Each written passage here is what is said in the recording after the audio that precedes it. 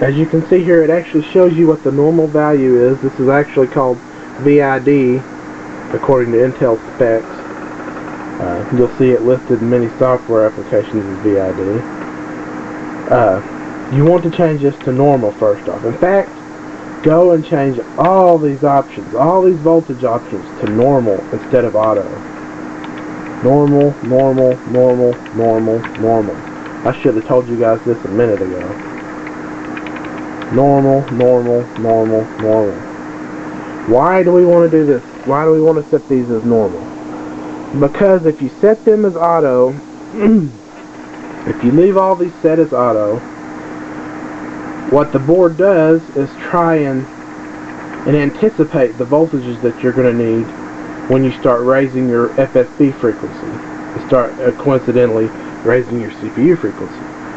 Well, in practice that's all well and good, or in theory, but what ends up happening is that the board way overcompensates for the voltage you actually need.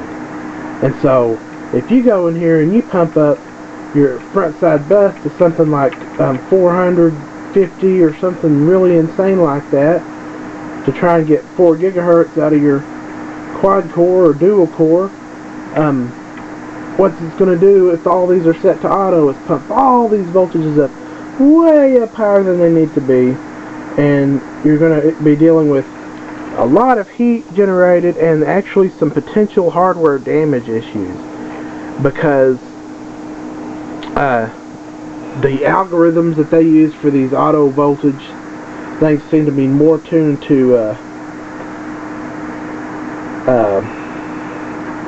65 nanometer processors like the old Core 2 Duo E6300s and E6600s, and they're less tuned towards the 45 nanometer processors like the E7200, E8500, Q9450, Q9300, all the 45 nanometer quad cores. The 45 nanometer quad cores are on a smaller process and they're way more sensitive to voltage changes. So here we go. Now we've got our voltage option set to normal, which is what they should be set to. So now we're going to try a really modest overclock. So now I'm here in my BIOS, I'm here in the MIT menu. The first thing I'm going to do is change the CPU host clock control. If you have it disabled, then it's just you're not gonna be able to overclock. It's gonna run your CPU clock at whatever clock rate that Intel designed it for, which for my quad core Q9450 happens to be 333 megahertz. Quad pump, that's 1.333 gigahertz, I believe. So I'm going to hit page down on that, and that will enable it, or you can hit enter and you get a menu there. And here's where we get to the heart of our overclocking. CPU host frequency. This is what's controlling everything. This in the olden days would be called front side bus, for those of you who familiar with older Intel and AMD processors, and I don't remember what they call it now, but we'll call it FSB for the time being, or CPU host frequency. So I'm going to try out a modest overclock on my CPU first. Something that I know I don't need to change any voltages for. Something that I know my CPU can handle. So what I'm going to do is, you can either hit page down to change these numbers, or you can key in a number directly. I'm going to put in, let's say, 366. So that's going to bring me up to 2.92 gigahertz. You'll see that. Here, I'll put back in 333. There's 2.66, which is the stock clock rate of my Q9450. So I'm going to change this to 366 again. 366. Hit enter, and there's about 2.92 gigahertz. Now, for me anyway, with my Q9450, and for most everybody else, doing such a small overclock, a small clock speed change, you shouldn't need to change the voltage. The only time you should really need to change the voltage is if you have a really high multiplier chip, like oh, I'm trying to think of an example. I've got an E5300 here that has like a 12 times multiplier, and so even a small bump in front side bus speed like that, you might need to bump the voltage a little bit. But for anybody with a quad core 45 nanometer, like a Q9450, Q9400, Q9300, Q9550, Q9650, QX6750, whatever all the, you should be able to do this little bump in speed with no problem. So, I've changed that to 366. Shouldn't need to change anything else. I'll let you see what my options are here just in case yours happen to be different. Yours should be set exactly this way.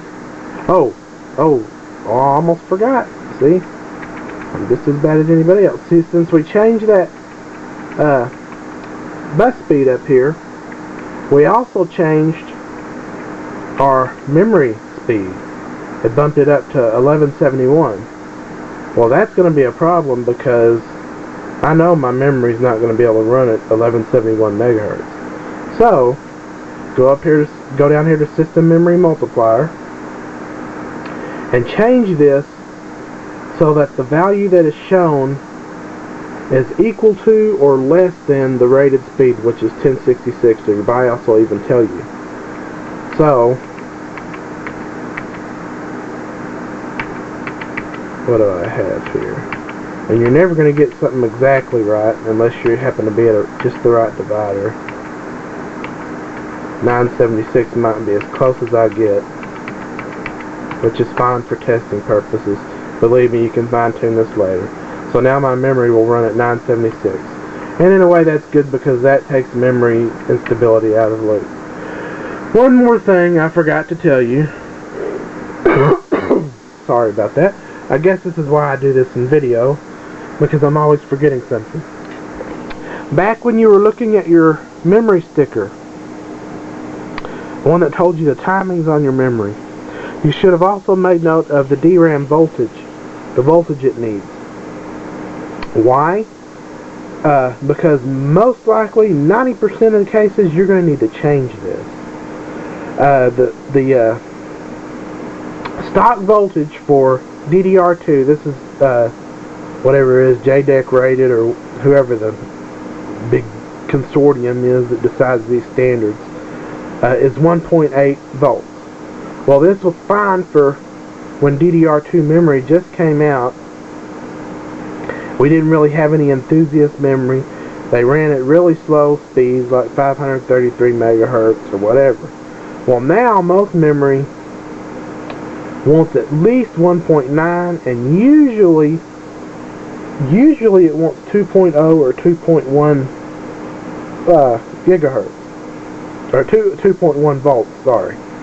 So, with that being said, I know that my memory, I have some G-Skill 1066 DDR2 memory. I know that it wants 2.0 volts. So what I'm going to do is hit page down until I bump this up to 2.0. In fact, I'm going to give it just a little bit extra. 2.04. This is just my personal preference.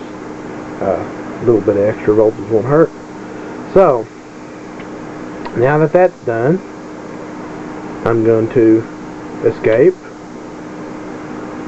And I'm going to save and exit setup. Now, you should see your machine shut down.